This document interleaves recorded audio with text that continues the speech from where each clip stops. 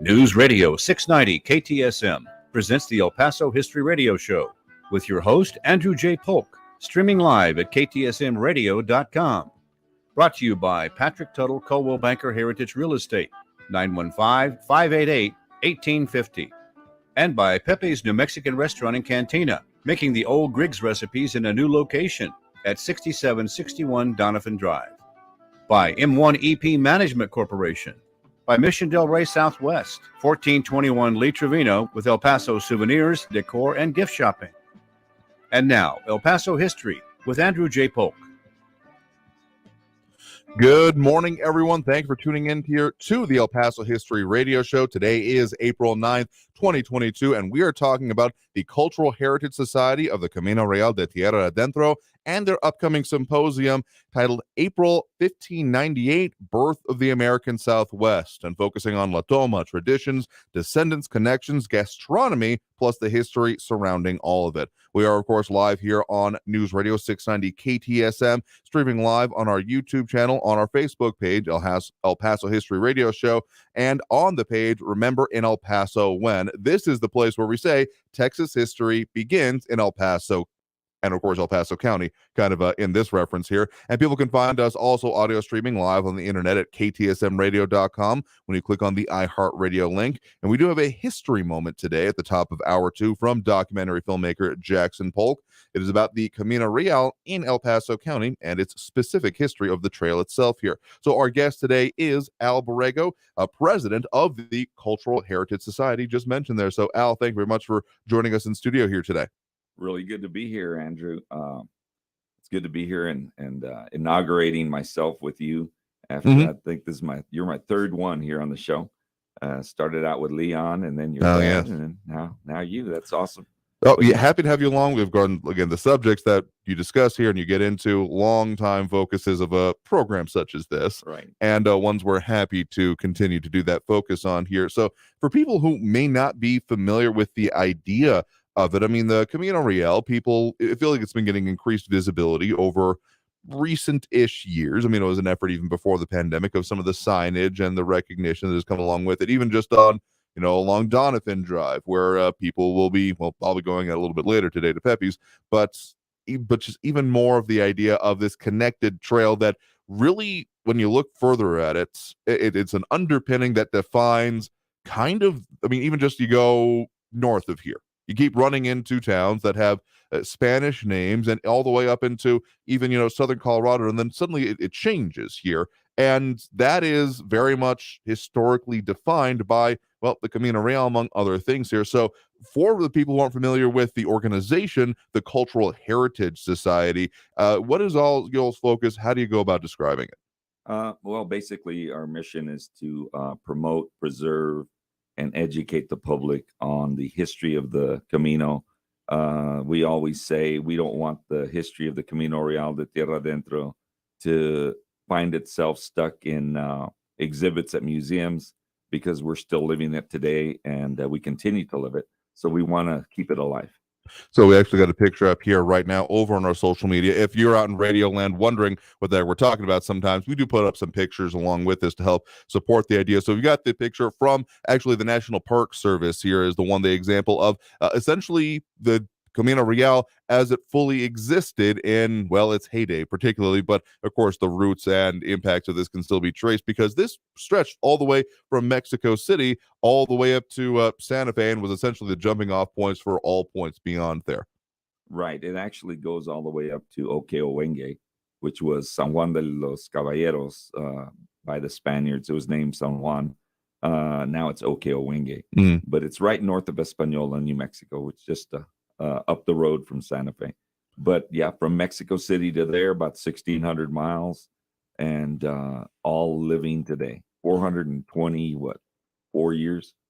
Yeah, even more than. And so here's a little bit slightly closer view of it. So all of this is to say that this was a massively impacting trail because of, the entire Spanish influence within this area of the world. And then the way you all put it here, actually, with the upcoming event, because I mean, among other organizations that we have in town. Some are more active, some are not, but you all have been very active, including, during the last couple of years, holding these symposiums. And this one is pretty provocatively titled for people who may be curious about this kind of history. Again, April 1598, birth of the American Southwest.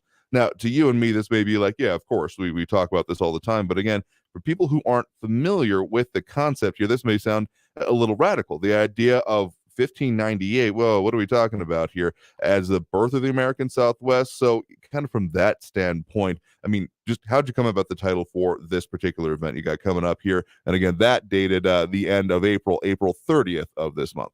It's actually going to be on the actual day, which is April the 30th, 1598, when the Spanish colonizer Don Juan de Oñate came through here. And here in the area of San Elizario, Texas, performed the actual act of possession for the King of Spain and declared all of the land from San Elizario north to southern Colorado, all the land that the Rio del Norte, the Rio Grande as we know it, drains into as New Mexico. So basically, New Mexico was born on that day, on April the 30th, 1598. And so was the American Southwest as we know it today, because it became populated at that point, which is 22 years before the Pilgrims even landed. Right, which has led to some interesting situations in slightly more recent history, such as, let's just say, notable persons involved in the idea of preservation of history going and doing some civil disobedience near Plymouth Rock over there on the East Coast in kind of a protest of it. Because, I mean, the possession, la toma, as we're going to discuss a little bit further, is important here. But it's among other things that there's the argument made that this region, El Paso, actually saw the first Thanksgiving, if you want to go by its technical definition, not the one that's often referred to by that phrase, but the technical idea of as part of a colonizing force then coming in and giving a feast of thanks and involving potentially in some of the reenactments, some of the native peoples here. So if you're going along just definitionally about what the first Thanksgiving was, I still firmly believe that we have in this region a claim to the actual first one. Well, once you get into superlatives, you get in trouble, Of course. But I totally dismissed that myth about 5 years ago and cleared it off our dockets in San Elizario because we look like not very bright people over there talking about it. The fact is that the way it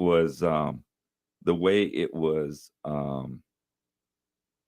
announced was in comparison to the Pilgrims of Plymouth.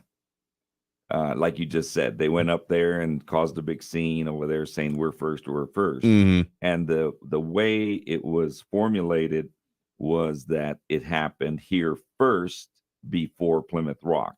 Even though Plymouth Rock was not the first either, they never claimed to be the first. It's actually probably St. Augustine, which was 35 years before us. So who knows what it was, but we didn't have that kind of Thanksgiving. The Thanksgiving that they had in Plymouth Rock that it's supposed to be before is a whole different type of Thanksgiving. That Thanksgiving is the Pilgrims thanking the Wampanoags for helping them through the winter and showing them how to plant. They had a big feast. They invited them. If you want to call it a Thanksgiving, because they did that every day, they gave thanks every time they had a meal. If you want to compare it to the Plymouth one, then you got to have three elements. You got to have not necessarily turkey, but you got to have food. Of course. And then you got to have a pilgrim or a visitor. In this case, it'd be the Spaniards. And then you got to have a native. That's the key element, is the native is really the element, because that's who they're thanking. So in our case here in San Elizario, when they had La Toma, which is the important thing, right, which that we can discuss, to me, that's the main thing. That makes it the birth of the American Southwest.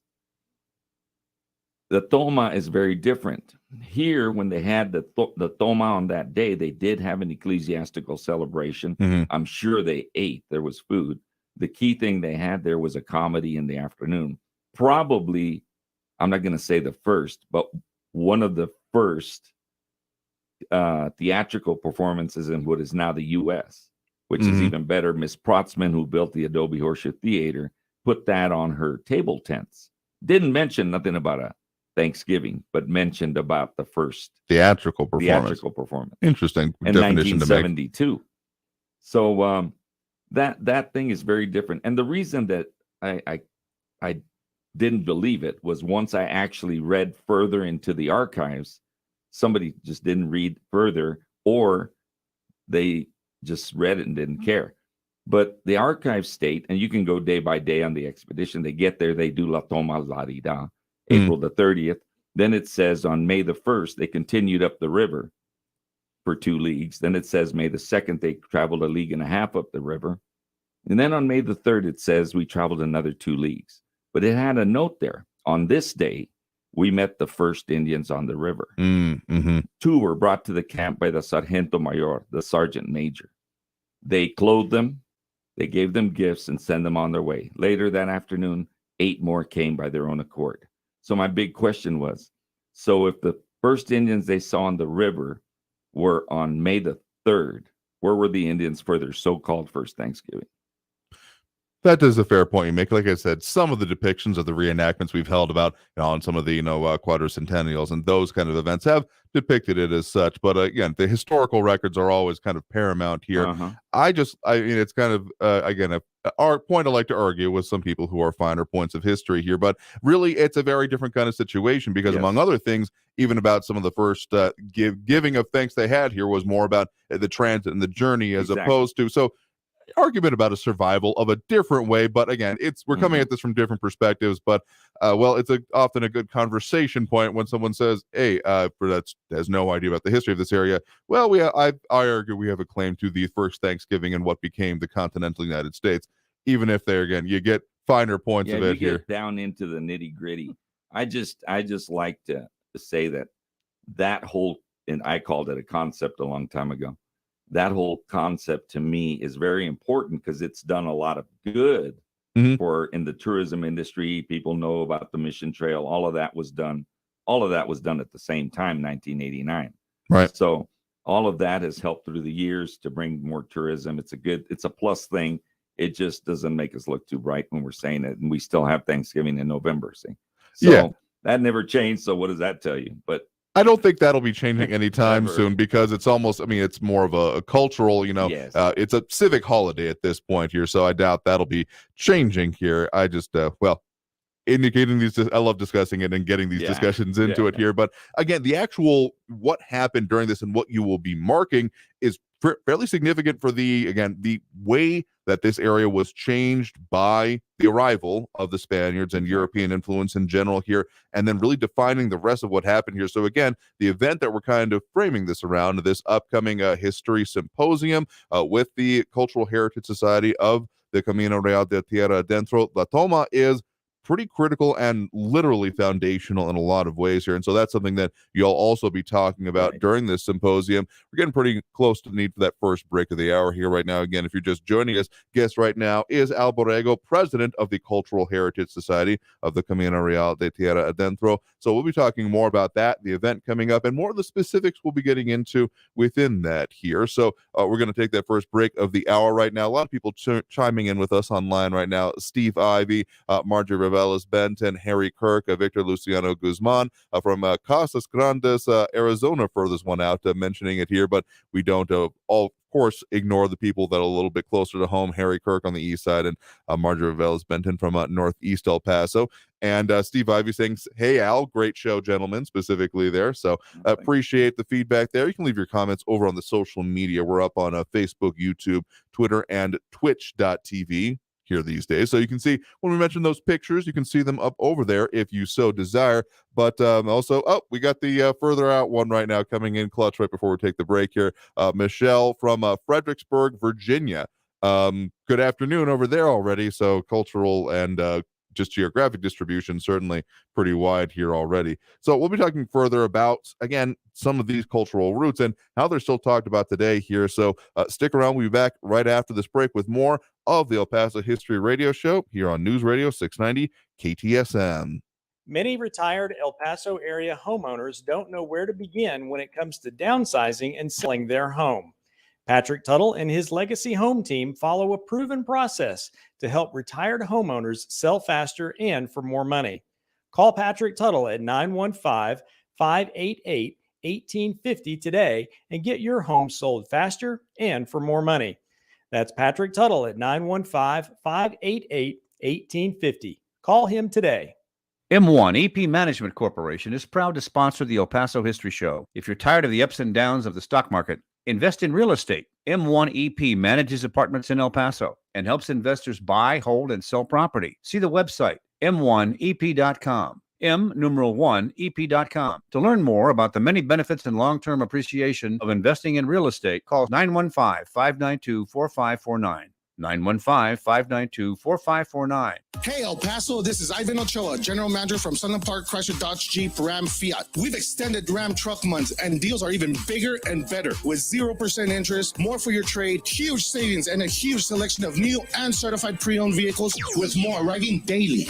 Buy now and get huge savings during Ram Truck Month at Sunland Park Chrysler Dodge Jeep Ram Fiat. Save thousands in interest with 0 APR for 72 months on the all-new 2022 Jeep Wagoneer, full-size SUV with third-row seating. 2022 Ram trucks with 0 APR for 72 months. 0 down, 0 payments for 90 days. Upside down on your trade? We want it. Even if you owe thousands more than it's worth, we've partnered with even more aggressive lenders with great rates and terms for good credit, or even if your credit is less than perfect. All military personnel and all first responders receive an additional discount. Thank you for your service. Sunland Park Chrysler Dodge Jeep Ram Fiat, where buying your truck is fun. At I-10 at Sunland Park Drive or online at sunlandparkdodge.com. Estamos en tu esquina, El Paso, El Paso Strong. Excludes factory rebate at dealer discount plus DTNL. 0 APR is $13.89 per thousand finance. On select vehicles with approved credit. Offers not combined. We all hear the radio ads about the IRS. They tell you to be afraid, to be scared, and they try to frighten you into calling. But I'm not here to do that. Tax Relief Advocates is different. TRA is here to tell you that if you owe money to the IRS, whether it's $5,000, $50,000, or $500,000, we have a solution. It doesn't matter if you're sitting in your car at work or with your kids. No matter where you are, call now. 800-505-6516. Don't lose hope. TRA can eliminate or reduce what you owe to the IRS, and there is zero risk to you. If we can't reduce your tax debt, then you pay nothing. Our passion is taxes and helping individuals fix their IRS problems. We have a 5-star rating on Google and Yelp, and an A+ rating with the Better Business Bureau. Tax Relief Advocates, real solutions for real people. You don't need to be afraid of the IRS any longer. End your tax nightmare today and call 800-505-6516. Again, that's 800-505-6516. Or you can visit us online at tra.com. There's nothing like hearing the songs you love on local radio with no subscriptions and no monthly fees. But there's a new bill in Congress that could stop the music. If passed, this bill would tax your local radio station simply to play the music you love. Text LOCAL to 52886 and ask Congress to support local radio stations. Help us keep you connected to the music, local news, weather, and traffic that you need each day. This message furnished by the National Association of Broadcasters. News Radio 690 KTSM El Paso.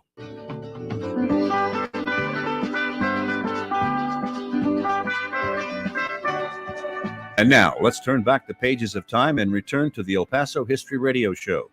Brought to you by Patrick Tuttle, Coldwell Banker Heritage Real Estate, 915-588-1850. Pepe's New Mexican Restaurant, 6761 Donovan Drive. By M1 EP Management Corporation, 915-592-4549. By Mission Del Rey Southwest, 1421 Lee Trevino, with El Paso souvenirs, decor, and gift shopping. Here again, El Paso History with Andrew J. Polk.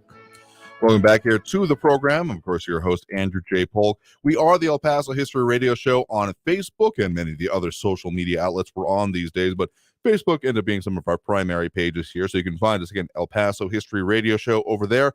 You can also go for our weekly promo announcements on the topics of the program each week. Also, of course, got the streaming and the video and the channels and all the other videos we've done on this subject and topic, and also from El Paso Gold over the years over on YouTube. That's youtube.com/El Paso History TV, which includes, again, the El Paso Gold DVDs from Capstone Productions for the last couple of decades plus at this point, and also the 20 recent segments produced for ABC7 from the El Paso History TV series, also over there. Again, youtube.com/El Paso History TV. A lot of ways to get at us there, but of course we're online and streaming over on KTSMradio.com here. Again, joined in studio by Borrego, president of the Cultural Heritage Society of the Camino Real de Tierra Adentro, talking about, well, the Camino Real, the history that came along with it, and also in reference to their upcoming event, the History Symposium, April 1598, Birth of the American Southwest. So, one other thing I need to mention with our advertisers here, Pepe's Restaurant in Canutillo is open for in-house dining at 6761 Donovan Drive. Call Pepe's at 915-877-2152. That's 915-877-2152, home of the one and only margarita. And interestingly enough, they're actually pretty close to, specifics may be evaded, but one of the routes, as it is even still modern, used of the Camino Real itself there along Donovan Drive there. That's right. They sure are. So, I'll be going out there, so if you want to come and see part of that along with me, you're more than welcome to right after the show. Give me a few minutes to get out of the studio here, but then I'll be over there. But so we're talking here again with Al about this upcoming event. So we were talking a little bit before the break about La Toma, this very kind of core concept for how, well, everything that came after it, because the Camino Real, as it was established from Mexico, and then we had pioneers and pushers out of, so to speak, of the area. Again, Don Juan de Oñate, as you mentioned here, continuing it further.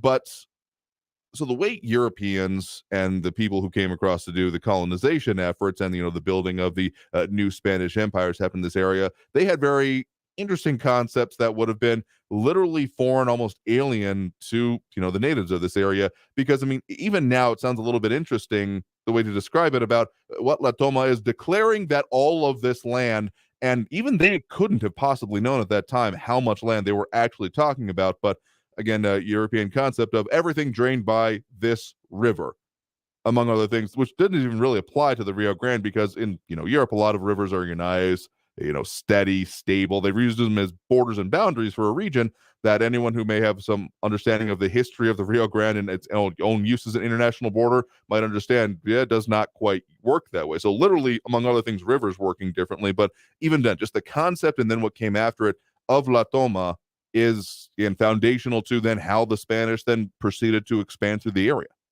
Right. Yeah, it's the whole concept of La Toma, I believe, was more of a whatever we find here, because they were here for treasures for the crown. That's what they were after. It wasn't necessarily about the land, I don't think. I think it was more because how many people did Oñate have? He had 539 people with him. He had a grand total of 120 soldiers. It's not like he's going to come up here and try to pick a fight with anybody.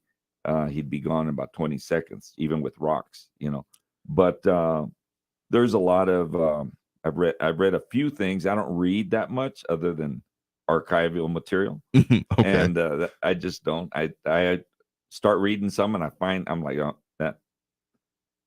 There's primary source is not good on this one, So, and it's fascinating the amount of some primary sources here, because Don Juan de Oñate, among historical figures, the one we end up knowing the most about are often those that essentially understand what I would call publicity these days. Right. But at that point was just records and documentation. He brought people with him to literally write down everything that was going on and happened here. So what you were mentioning there before about, well, we traveled so many leagues this day, it was because not just because someone had a really good memory and decided to talk with someone about it later. Literally, there were people there with him.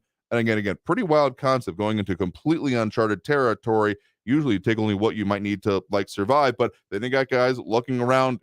Big, heavy books. Even paper was literally heavier at those points in time. Paper. They had a lot of paper. They had a scribe. Pretty much every organization, every expedition had a scribe. Even the onesie twosie explorers had scribes. And we know the history of those people. Really the ones that actually returned. Well, that too. Because the ones that didn't return, we don't know anything about. And there's a few that did return. And you got to know that the Oñate expedition, they read, for example, Coronado's documents. They read Sanchez's documents. They read Espejo's documents. So they knew. I'll give you an example. There was when the Oñate expedition gets up there closer to what's now Albuquerque, they did know of the Acoma tribe. And one of the entries in there says that the Coronado expedition said that the Acoma tribe was fuerte, which means strong. Now, in what sense? Figure it out, But it did mention that. So there was one of those groups that actually had a mark on it. Hey, these are strong. I don't know what that meant, but I can assume a lot of things, but I just can't say that's what I thought. I mean, people have told me what was were they socially strong? Were they? Did they have a lot of crops? Did they have individually powerful? A lot of them, it's a provocative phrase if you're wondering about what your interaction coming up is. So thinking about it from that perspective can leave a lot of question marks, certainly. Sure. But La Toma, like you said, it's something that was obviously foreign to natives. That's all that was here. But I'm sure there was natives in the area, San Elizario, during La Toma and stuff. But it's not like they were there saying, hey, hello, welcome, or anything. They're watching from afar, especially they were Apaches. So they're watching from afar. They're not coming in to see. Like it said 3 days later, they caught 2, brought them to the camp. They clothed them. They gave them gifts. Later that evening, 8 more come because they kind of like the gifts, I guess, on their own. Now, it's not like there was battles all along the way, because the next day they traveled more or less to this area over here by the crossing. And they come over here, and the Mansos, which are the same people that they had got captured, like 44 of them or something, it said, and they helped them cross the sheep and the pigs across the river so they wouldn't drown. So it's not like it was a constant battle, and maybe that's why they called them Mansos, because that means tame. It could mean other things too, but that's pretty much the words used for tame. Or interesting. I don't think I've ever actually heard that one before. Or mellow, or that's what it is.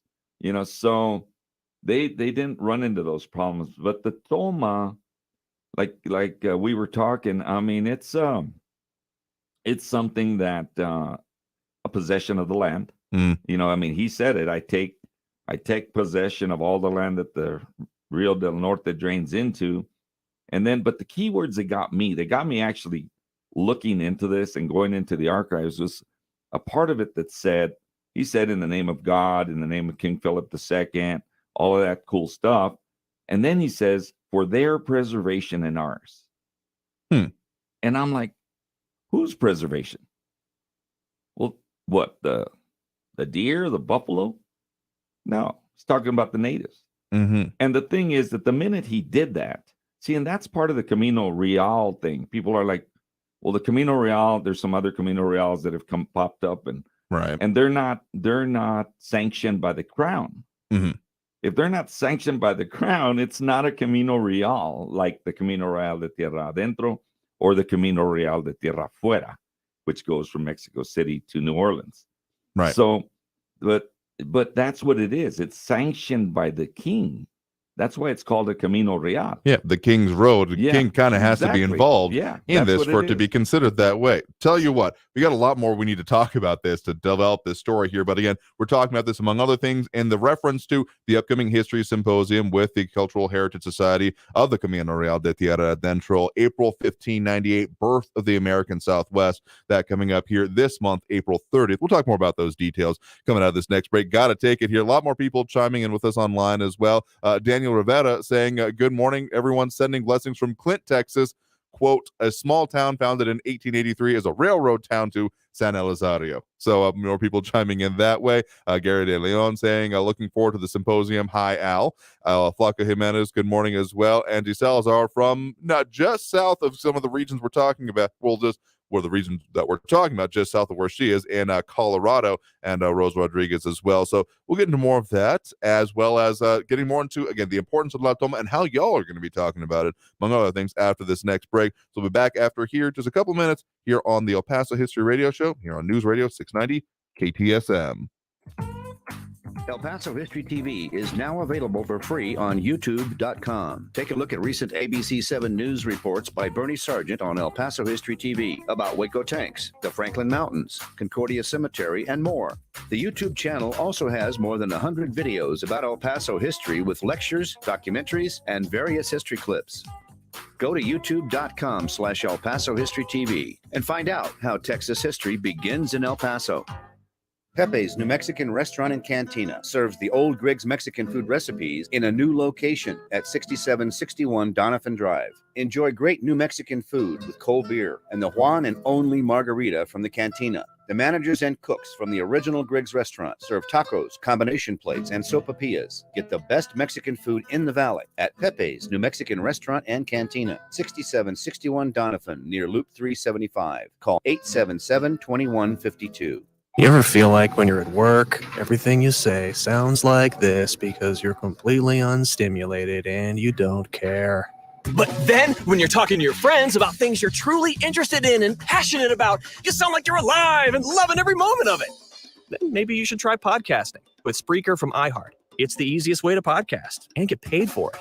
Just head over to Spreaker.com, Spreaker, and start your voyage from ugh to woo! Talk El Paso, weekdays at 4 on News Radio 690 KTSM, breaking down the impact of the news on the borderland and beyond. Brought to you in part by Mission Del Rey Southwest, souvenirs, gifts, and decor. That's Talk El Paso, Monday through Friday, 4 to 6 p.m., right here on News Radio 690 KTSM. iHeartRadio Earth is here with a new way to enjoy our beautiful planet. Energy consumption is a primary contributor to a changing climate, producing around 27% of greenhouse gases in the United States. Save money and energy at home by turning off your computer completely before you go to bed. Brought to you by iHeartRadio Earth and the National Environmental Education Foundation. To find more tips for smarter, sustainable living or to take action in your own community, go to iHeartRadio.com/Earth. Are we about to see the end of the dollar? On March 9th, Biden signed an executive order for digital money piggybacking off Senate Bill 3571, the Digital Dollar Backing for All Act. The media says it's the ultimate financial censorship tool and a tool for government surveillance of citizens and control over their financial transactions. Protect your savings from Democrats. Get Monetary Gold's free protection guide. Call 888-201-7262. 888-201-7262. 888-201-7262. Paid for by Monetary Gold. So the dream was to build your very own law practice. Be your own boss, call all the shots. But have things like billing, HR, timekeeping, and all the other management stuff turned your dream into a nightmare? Take charge of your practice with Lexicon. We're the intersection of practice management software and legal support services for your firm. You'll get more billable and livable hours back. Lexicon marks the spot for all your practice management needs. Visit lexiconservices.com/intersection to get the whole story or schedule a demo. The uh-ohs are out there. Scratches, dents, unexpected natural events. But with Mako and their magic, your car is no longer tragic. So when life throws you uh-ohs, just say, better get Mako! And go to Mako.com to book your appointment today. Uh-oh, Brad's buzzed. Oh, yeah? Yeah, he's starting with the woots. Good thing is, he knows when he's buzzed. Know your buzzed warning signs? Call for a ride when it's time to go home. Buzz driving is drunk driving. A message from NHTSA and the Ad Council. At the United States Postal Service, we deliver packages fast and affordably so you can give your customers what they want when they need it. We're delivering for one-stop shops, mom and pops, pop-ups, startups, retail, wholesale, large scale, small biz, big box, customers, customizers. So no matter what business you're in, we'll always be delivering for you. USPS, delivering for America. Learn more at USPS.com/delivering. The free iHeartRadio app has that fresh new spring smell. Oh, yeah. We're spring loaded with tons of new stations, playlists, and podcasts to explore. Check out new live stations like Guilty Pleasures Radio. Embrace the songs you secretly love. Dozens of new playlists like Gen X Girls, Rock Icons Today, First Crush, and more. And of course, new podcasts to binge like Connections with Eva Longoria, Biohacked, Family Secrets, and Where's My Jetpack, with more added every day. Spring on the free iHeartRadio app. Discover music, radio, and podcasts you'll love. El Paso's News Radio 690 KTSM.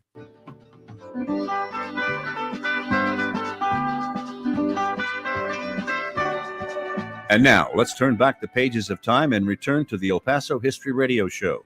Brought to you by Patrick Tuttle, Coldwell Banker Heritage Real Estate, 915-588-1850. Pepe's New Mexican Restaurant, 6761 Donovan Drive. By M1 EP Management Corporation, 915-592-4549. By Mission Del Rey Southwest, 1421 Lee Trevino, with El Paso souvenirs, decor, and gift shopping. Here again, El Paso History with Andrew J. Polk. Welcome back here to the El Paso History Radio Show. A couple of partners that we like to talk about here because talking about the history is a good thing, but getting out and seeing it and doing more with it is also very important. Maybe one of our recent guests on the show, of course, Celebration of Our Mountains. Make sure to check them out at celebrationofourmountains.org. They got some upcoming hikes and events here because, again, getting out and seeing it, well, I like to do it when I get the chance here, where you're on the show here on Saturday mornings when a lot of them start here. But they got some upcoming ones, such as on April 16th, they will be doing a useful plant series at the El Paso Archaeological Museum with Eric Kappas, and also more events coming on around that for later in the year. And also then on Friday, April 22nd, Astronomy Night, Moon Gazing, and the Lyrian Meteor Shower with Apollo Galvan here. And so if you want to check them out again, celebrationofourmountains.org. And also, of course, I have to mention our friends over at Monterey Asset Management have changed their name to M1EP Management Corporation. Their website now, m1ep.com. That's M1EP.com. You can also give them a call at 915-592-4549. That's 915-592-4549. And just speaking of some of our partners here, also Barbara Givenbaney chiming in over on the social media from Remember in El Paso When, which we're also up on streaming now. We also had Keith Wilden chiming in there saying, morning folks out and about today. I'm listening on old school radio frequency in the ham terminology he prefers there. But again, joined here in studio by Al Borrego, president of the Cultural Heritage Society of the Camino Real de Tierra Adentro. Had a decent question come in from a submission online here as well about what does that last part mean? Because you had mentioned a different trail above the Tierra Afuera, but for the Tierra Adentro, that part of it, what does that mean in this context? Camino Real de Tierra Adentro means Royal Highway to the interior lands, as opposed to Camino Real de Tierra Fuera, which is to the exterior lands. You're coming to the inside of the land. Afuera, which goes through New Orleans, that one goes to port, and you can go out. You can go off the land there. Okay. So it used to be called Camino a la Francia, because, of course, all the French were there. Of course. And then, of course, now it's Camino Real de Tierra Fuera. You don't hear much about it. They kind of overpowered it with Camino de los Tejas. I don't know where that goes. Huh, okay. Interesting here. But we also do have the capability, I haven't mentioned it here today, but we got some people with burning questions here. We do have the capability to take a phone call. That number to call, 915-544-5876. 915-544-KTSM. Do have a question here right now. We have George with us here right now. George, thanks for joining us. Thank you. Sure thing. So you had a question about particularly part of the crossing, right? Well, I did the traditional history on the crossing of the Rio Grande from Oñate, Florida, all the way up to the last bridge that was built. Mm-hmm. So what was your question? Go ahead. So what was your question? I'm sorry, on your question? Yeah. So you wanted to ask specifically about how it went about, or what did you want to know specifically? Somewhat of a chronological order. The first folks, did they wade across at a low water time, or they use a ferry? And then subsequent to that, the first bridge followed by bridge 2, 3, 4, and 5. So question there being about how did they actually effectuate the crossing? You're the kind of thing that, precipitates the ability of then all the events that come after here, because, I mean, part of the reason of the naming of the region, of the El Paso del Rio del Norte, because this was the pass that they got into to be able to do everything that happened north of it. So decent question about how they actually do that, Al. Okay. So originally a lot of people think that if you've been to Chihuahua, per se, from El Paso, you go from El Paso directly to Chihuahua through the Salamayucan Desert. Mm-hmm. But the way Oñate came, when Oñate was coming up through the Carrizal, and what is now the Carrizal, and then came up to some lakes they call the lake Laguna de los Patos, Lake of the Ducks. Right when they got to there, they made a right-hand turn towards the mountains, and in between the mountains over to what's now the Rio Grande, the Rio del Norte, they called it. Mm-hmm. About a 90 miles extra on their route.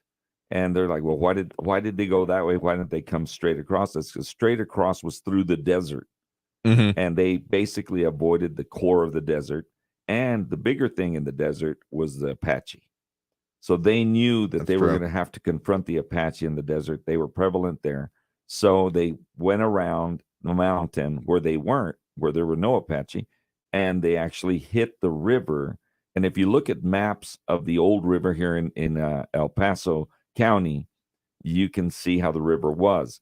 San Elizario, Socorro, Isleta were all on the south side of the river back then when Oñate came through. Speaking about that malleability of rivers in this area versus the way that, well, the European conception happened of them, and even then different interim periods before the full move to the way it is now, La Isla and all of that own bit of fascinating history. But yeah, it was literally in a different position than it is today because it was a meandering river before it got concreted in like we have today. Exactly. Yeah, so I mean, they hit the river downriver at about a place called Guerrero Prajedis Guerrero, which is south of Fabens. So they hit the river there and they start coming up the river. So a lot of people think they crossed the river when they hit the river. They hit it on April the 20th. So they're still 10 days away from the Toma, which is in San Elizario. They got up to San Elizario on April the 26th, the San Elizario area. There was no San Elizario. And then still 4 days later, they finally built the nave to have a mass and all of this. They had it there. And they actually hit the river up here by Hart's Mill, which wasn't there either. They hit the river there on May the 4th.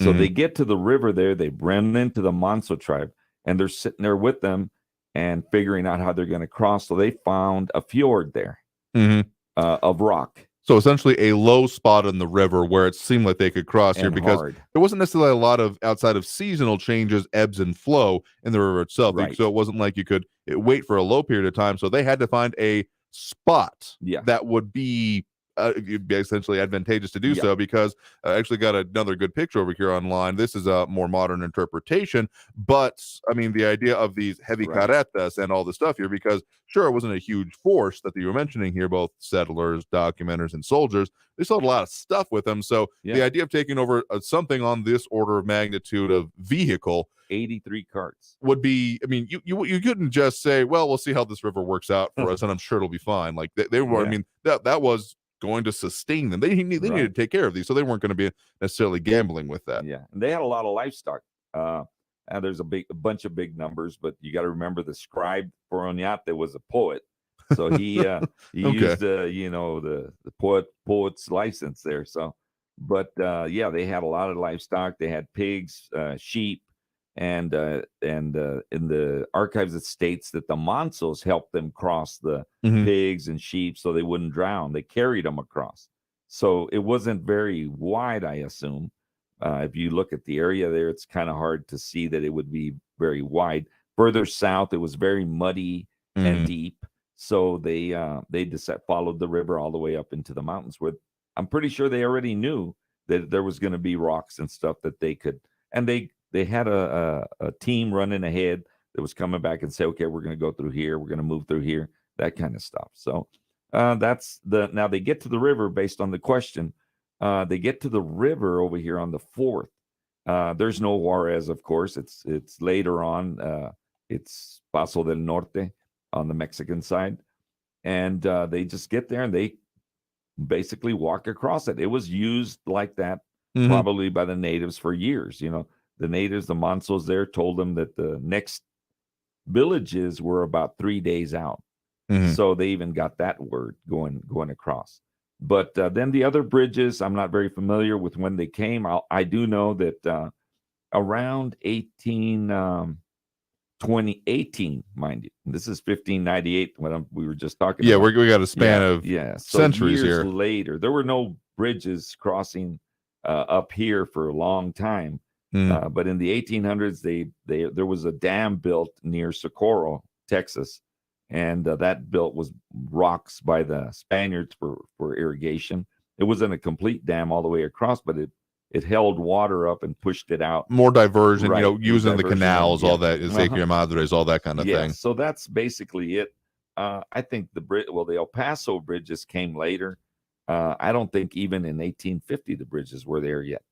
But of course there was later on they used the cable basket to cross people down there by Fabens during the Bracero program. I know that was used, still there. You can go see it. So that kind of stuff was there. The bridges at Zaragoza and Fabens and Caseta, those bridges were really old. They're not even there anymore. Yeah, exactly here. So, George, that answer a good portion of your question there? Yes, sir. A little subsequent sub-question. Do we know, once they crossed from what is, of course, now Mexico to the U.S., do we know how they got through the Paso del Norte? Did they come up on the east side of the old smelter? Is that the way Oñate came, or how do we know it? Because that's a very, very narrow gap. And in April, that's snow melt time. And I've seen pictures before on the two railroad bridges there. I don't know if it's Southern Pacific that owns those bridges or not, but right there at Old Smelter Town, I've seen a picture of the water in the river being from the old smelter up high all the way across to the old McNutt refinery. Yeah, in fact, to my understanding, it used to be even a little bit more, it used to be kind of referred to as the gates of the Rio Grande, because if you look on the, well, essentially New Mexico side of it now, the rock and rock face comes almost right up to the river here. And now, of course, we have got Donovan Drive on the Texas side of it here, but that used to be essentially right up to it. Again, referred to as the gates, with a kind of a very narrow passage in that area, kind of usually referring to there of the river, except it's been all quarried out now. So, yeah, that would have been an interesting one here. So do you know the path? I mean, for a large part, they needed to stick with the river because that was a vital life source for them. So they probably would have stuck to it as close as they could. But yeah, that area, I mean, the river definitely meandered, but that's one of its certainly, kind of fixed points it would have gone through, even through most of the history we're talking about. Yeah, he basically crossed. Now, I don't know exactly because I wasn't there, of course. And it doesn't really say exactly where, but you said something really significant right there. The place where he crossed, hearsay says that he called it the El Paso, but he didn't. He named it Las Puertas. And you just said that, the gates. That's exactly what he called them when they crossed. He called it Las Puertas del Rio del Norte. That's what it was actually called that day that Oñate crossed. It's in the archives. It's all over the place. I think it was 1993 when Leon called it El Paso. Interesting. That's the first time that was said.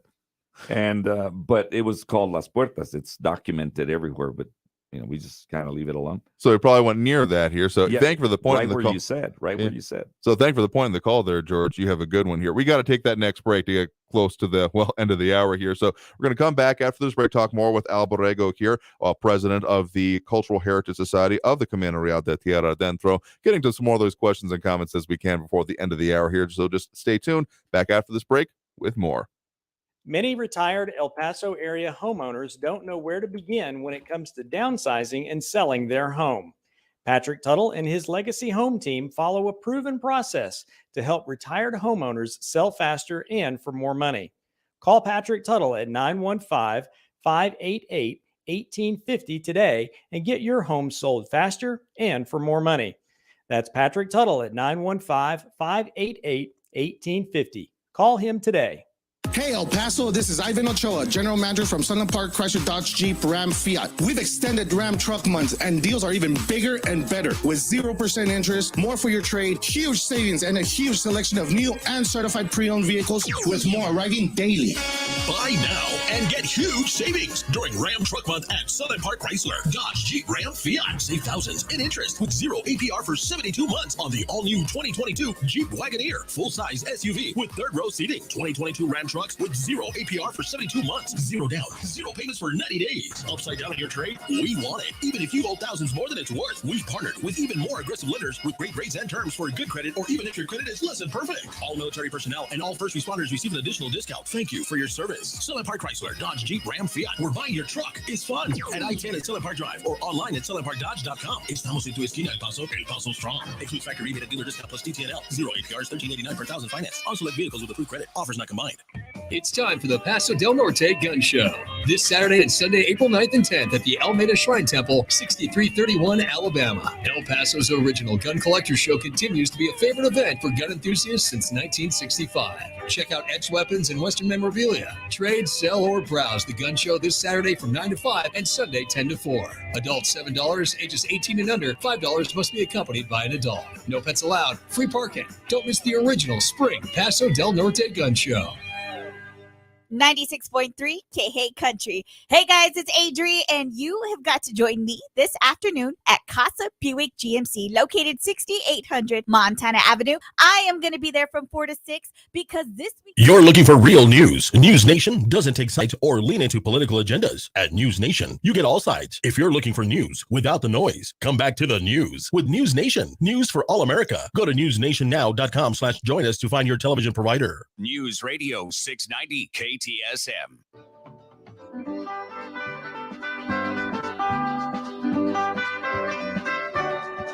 And now, let's turn back the pages of time and return to the El Paso History Radio Show. Brought to you by Patrick Tuttle, Coldwell Banker Heritage Real Estate, 915-588-1850. Pepe's New Mexican Restaurant, 6761 Donovan Drive. By M1 EP Management Corporation, 915-592-4549. By Mission Del Rey Southwest, 1421 Lee Trevino, with El Paso souvenirs, decor, and gift shopping. Here again, El Paso History with Andrew J. Polk.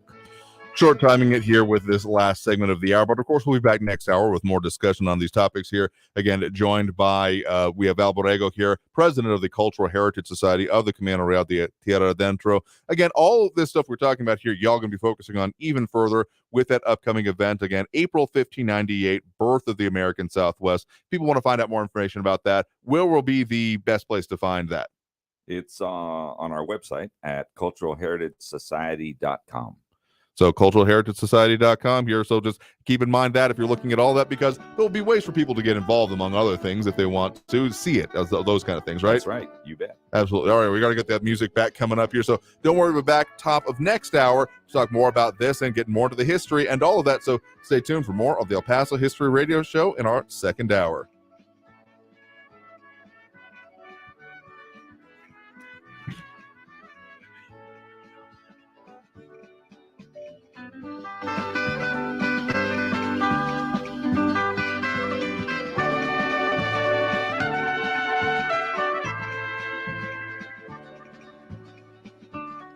Thank you for listening to the El Paso History Radio Show.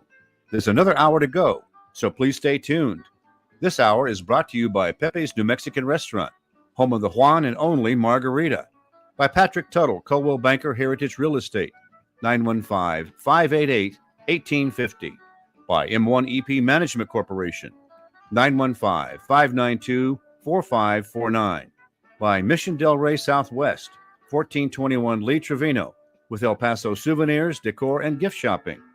We'll be right back after the news, right here on News Radio 690 KTSM El Paso. Sun City Craft Beer Fest, powered by iHeartMedia, returns to downtown El Paso at the Convention Center Plaza on Saturday, May 21st and Sunday, May 22nd. Check out over 170 craft beers from the best local and national breweries, plus live music, food trucks, a giant game zone, Sunday Fun Day specials, and more. Tickets include 10 samples of the beer or cider of your choice, and a collectible beer glass. Get hosted beers and a free meal in the VIP lounge. Tickets and info at suncitycraftbeerfest.com. There won't be much substance on your news feed until you add us. Just like us or click on the link at kcsmradio.com. Join Brian Birds of the Brian Birds Home Selling Team every Sunday morning at 7:30 a.m. for real estate tips with Brian. The best in El Paso when it comes to selling. Brian is an expert in real estate. Listen every Sunday from 7:30 a.m. to 8 a.m. on KTSM AM 690 for tips on buying or selling your home, info on what's going on in the market today, and much, much more. Real estate tips with Brian every Sunday morning at 7:30 on KTSM AM 690. iHeartRadio Earth is here with little tips for a healthier planet. A staggering 8 million tons of plastic ends up in the world's oceans every year. If current trends continue, our oceans could contain more plastic than fish by 2050. Do your part. Purchase items made from renewable or recycled content and recycle whenever possible. Brought to you by iHeartRadio Earth and the National Environmental Education Foundation. To find more tips for smarter, sustainable living or to take action in your own community, go to iHeartRadio.com/Earth. NBC News Radio, I'm Julie Ryan. A former Ohio State quarterback is dead after being struck by a car in South Florida. Dwayne Haskins was a first-round draft pick in Washington and most recently played in Pittsburgh. At Ohio State, Haskins set Big Ten records and finished third in Heisman Trophy voting in 2018. He was picked up by the Steelers in 2021 and was in Florida participating in off-season work with other skill position players. Haskins' agent confirmed his death. He was 24. The death toll from a Russian missile attack on a Ukrainian train station stands at 50. Ukrainian President Zelensky called the strike another war crime of Russia in a social media post. The governor of Donetsk said nearly 100 others, mostly women and children, were injured in Friday's attack. Russia denied carrying out the strike and calls the accusations by Ukraine a provocation. The train station in eastern Ukraine was reportedly filled with hundreds of people trying to flee from the fighting. The Pentagon is defending U.S. efforts to assist Ukraine during Russia's ongoing invasion. Jim Forbes has more. Spokesman John Kirby told reporters that the U.S. is doing everything possible to help Ukrainians defend their country with security assistance. We want to see them win. And that's why we are committing so much energy and security assistance to that country, and we'll continue to do that. He said that involves weapons and tools, including sharing pertinent intelligence. Kirby added, quote, "We want the Ukrainians to win this war." The White House says a nationwide gas tax holiday remains on the table. We've seen a number of states do that. And it can have an impact, about 18 cents, I believe, if I remember correctly. One of the reasons why we're considering it. During a briefing, Press Secretary Jen Psaki noted a number of states have done that in an effort to give consumers a break from soaring gas prices. The downside of a gas tax holiday involves taking money away from planned federal highway projects. You're listening to the latest on NBC News Radio. From the KFOX 14 Severe Weather Center, this is Chief Meteorologist Sandra Diaz. Get ready for this weekend and next week. We're talking about winds in the forecast, a stretch of winds, the chance for some patchy blowing dust starting on Sunday, lasting through Tuesday, with temperatures remaining well above average over the weekend. You ever feel like when you're at work, everything you say sounds like this because you're completely unstimulated and you don't care? But then, when you're talking to your friends about things you're truly interested in and passionate about, you sound like you're alive and loving every moment of it. Then maybe you should try podcasting with Spreaker from iHeart. It's the easiest way to podcast and get paid for it. Just head over to Spreaker.com, Spreaker, and start your voyage from ugh to woo! Beautiful, top-quality, long-lasting dental implants as low as $19.95 at 1995implants.com. The El Paso Dental Office, where implants are affordable. Other places charge $3,000, $4,000, $5,000, up to $6,000 per tooth. Please do not pay that much. Please do come to 1995implants.com, where our price is much lower, as low as $1,995 per tooth, including the implant, abutment, and crown, which many other places charge extra for. Plus, at 1995implants.com, we also offer a free consultation, free standard x-rays, and very convenient payment options. Now's the time to get rid of your cracked teeth, missing teeth, or loose, old, wobbly dentures and get the beautiful new smile that you want at a very affordable price. 1995implants.com. For more information, see our website, 1995implants.com. That's 1995implants.com. Se habla español. Talk El Paso, weekdays at 4 on News Radio 690 KTSM, breaking down the impact of the news on the borderland and beyond. Brought to you in part by Mission Del Rey Southwest, souvenirs, gifts, and decor. That's Talk El Paso, Monday through Friday, 4 to 6 p.m., right here on News Radio 690 KTSM. Shopping for a car, SUV, or truck? Stop by Casa Buick GMC, your used car superstore. Adopt US Kids presents What to Expect When You're Expecting a Teenager. Learning the lingo. Jelly. Jelly adjective. Jelly is a shorter, better way to say jealous. As in, Chloe, I am like so jelly of your unicorn phone case. You don't have to speak teen to be a perfect parent. Thousands of teens in foster care will love you just the same. Visit adoptuskids.org, brought to you by the U.S. Department of Health and Human Services, Adopt U.S. Kids, and the Ad Council. Text and whatever. Just don't text and drive. Visit StopTextsStopWrecks.org. A message from the National Highway Traffic Safety Administration and the Ad Council. News on the hour and a half. Traffic and weather all day. I don't watch television, so I get all my news from you. News Radio 690 KTSM. News Radio 690 KTSM El Paso.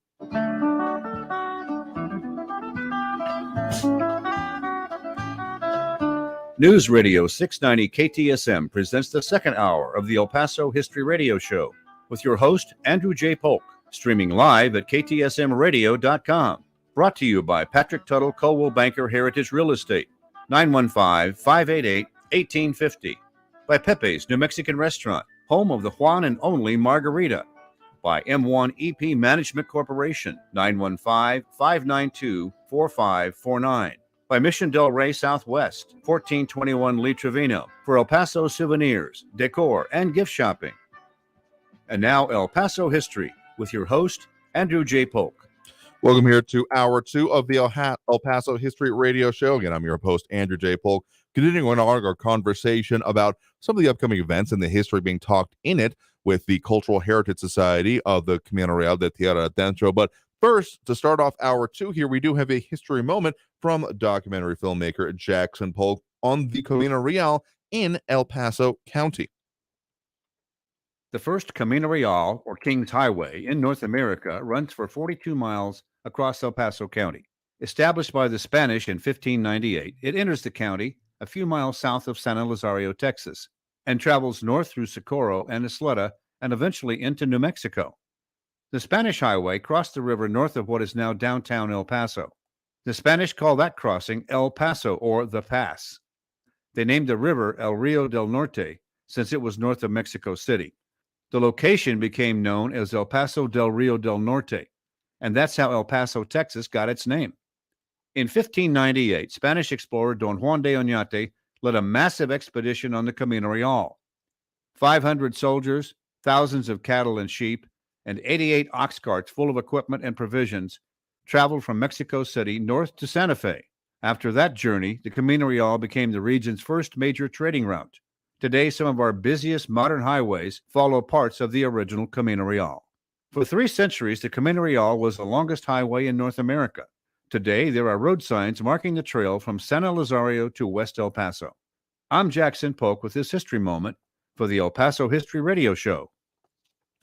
And along with this, of course, we have to mention some of our great partners in El Paso history work, such as Barbara Given-Baney, who is the operator of the Facebook page Remember in El Paso Win, which we are also up on today. Go there for archive pictures galore. They have more than 33,000 members these days. But please remember, the administrators have worked very hard in researching with photos and the great accumulation of work they have over there. So with the history that is attached to it, when you use their photos, please give credit to them. And again, the chief admin and owner historian Barbara Given-Baney, also affectionately known as BGB. Also admins Rick Duncan, Rick Nahara, Margaret D. Smith, and Paul Louie, and moderators Ben Vincent and Ken Weiss.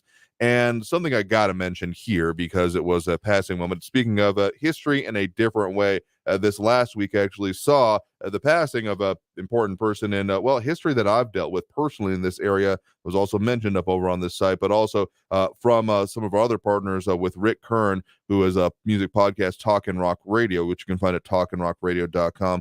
I had to mark, unfortunately, the passing this past week of Rod Crosby, noted local musician, and someone I got to work with for several years in the production of the Border Legends tour here. So condolences to him and his family, and I'm sure that Rick is talking about him, has been talking about him, and will continue to do so. And so just had to mention that as a part of this here. So again, our condolences to him, and thank you for sharing that history with us, both Barbara and Rick. Do appreciate it here. But getting back to, so again, some of the history we're discussing here in reference to the Camino Real de Tierra Adentro, as we have some interesting people chiming in over on the social media as well, because we did have someone actually, as we were talking about a part of it here, Al Borrego, president of the Cultural Heritage Society here. Actually had someone on Monica Cervantes a little bit earlier saying, good morning, listening in Louisiana today, from part of we were talking about that different trail. But again, the history of the Camino Real, a couple other questions that came up here, that the Passover at the north, referring to the ford there at Hertz Mill.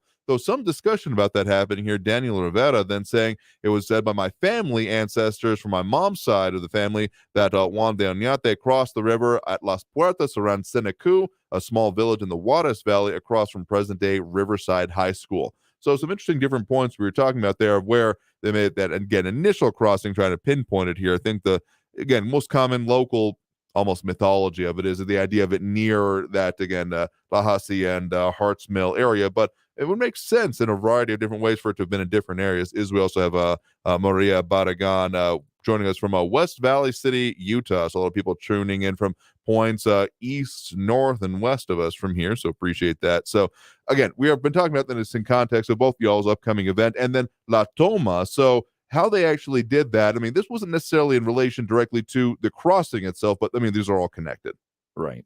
Yeah, La Toma is probably the most important event I think that's happened here in a sense of world value, universal value. La Toma is really important because, you like you were saying earlier, it was a shock to anybody because they came and officially took possession of the land.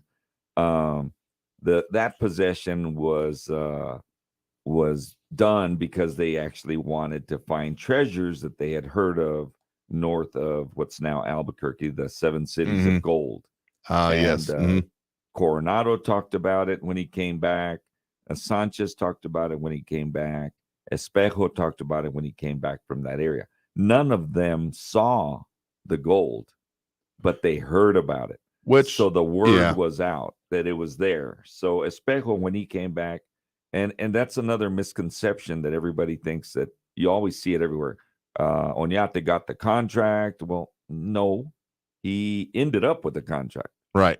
Because it was Espejo that went to the viceroy to get permission to run an expedition north to take over the area.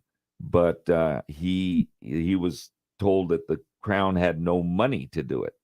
So he said, I'll find pay for some it. money and you Well, can he do said it. he would pay for it. They send a letter to the king. A month later, comes back. The viceroy gets the letter. Yep, tell him to go. The problem was Espejo had taken off on a clipper ship trying to get there first and got himself killed in Cuba. They crashed in Cuba. So now who do I use? So the viceroy, his name was Carlos. That was his name. Carlos. And when he was a soldier, his partner as a soldier was Juan de Oñate. And they fought together. See, another thing people think that Oñate was over here and he was a soldier. He wasn't a soldier because we see him at the airport wearing armor and all this stuff. Of course, yeah. But he was 48 years old when he came through here and did La Toma. He wasn't a soldier. He was the governor, is what he was. So that's another thing. He's made to be a conquistador, which I'm like, what did he conquer with 120 soldiers? But that's another thing you got to look at. You got to look at it commonsensically.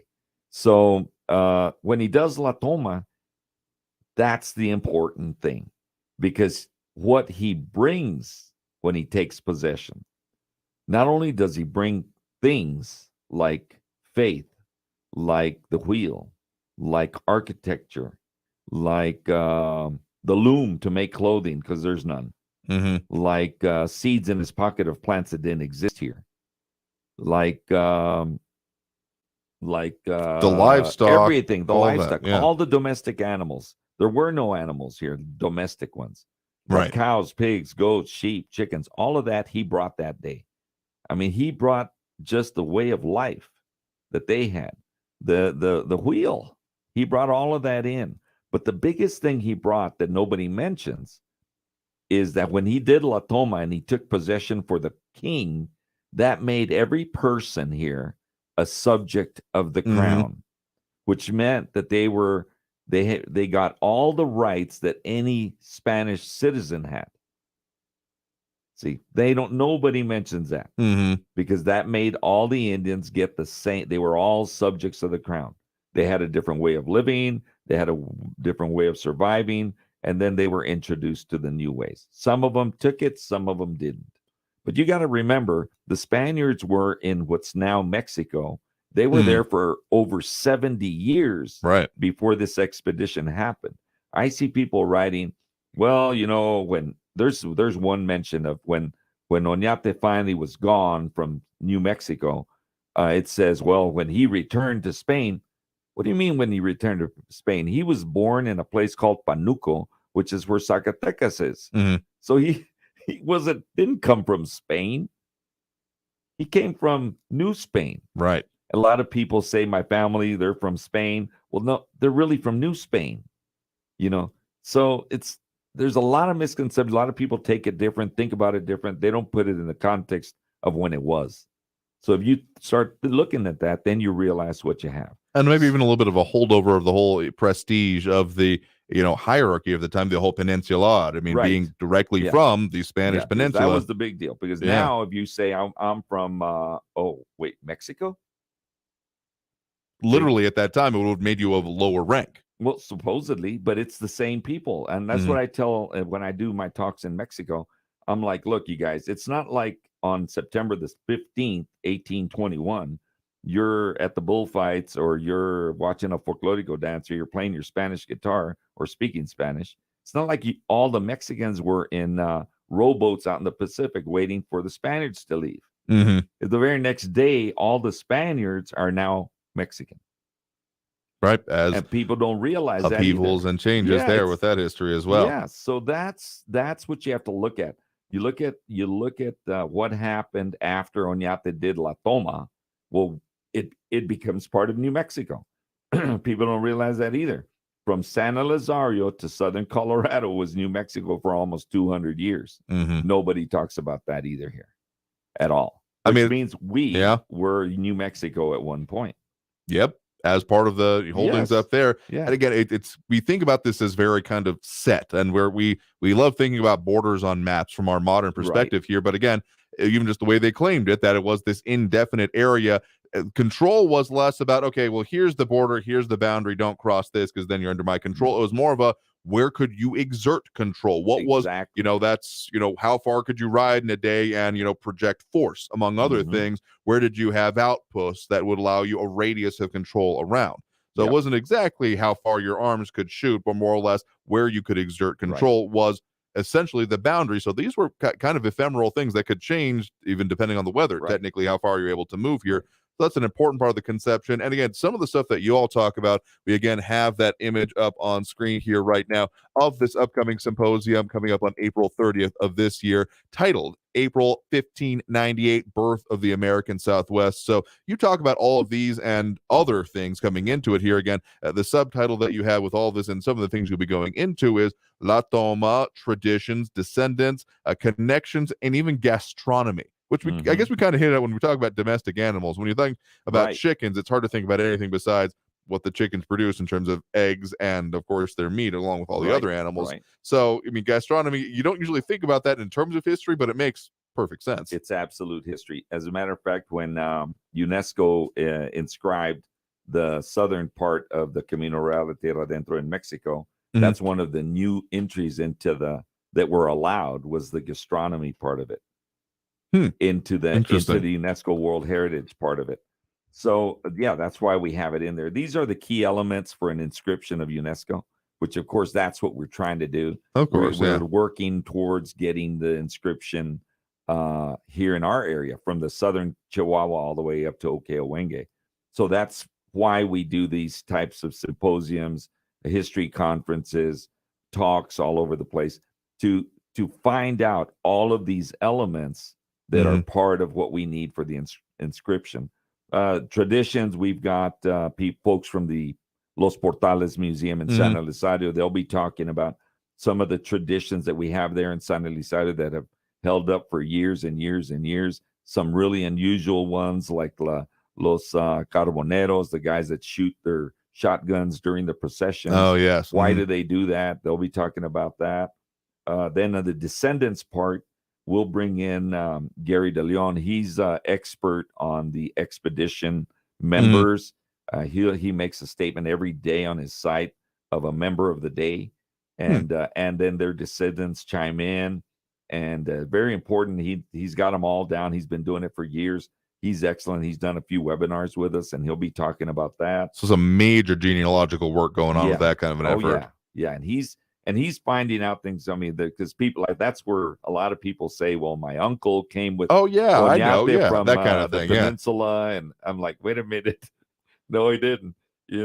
But then you got connections, and connections. We've got a few people, two different people that'll be presenting there on the Camino Real de Tierra Adentro, our group's project for connections, which is a sister city connection, tourism, economic development, that kind of stuff that we're doing with all of the cities that are on the Camino Real, both in Mexico, in the state of Chihuahua, here in Texas, and in New Mexico. So we're creating these connections along to work together in tourism and in economic development to and of course to hold the history together so that we keep it out of the showcases and museums. We want out there. We want people to listen to it, just like we're doing right now. Absolutely. I mean, it's a good thing for things to be in museums, but if it's only in museums, that's when it people stops start forgetting about it. Exactly, and thinking like, oh no, that's just stuffy history as opposed to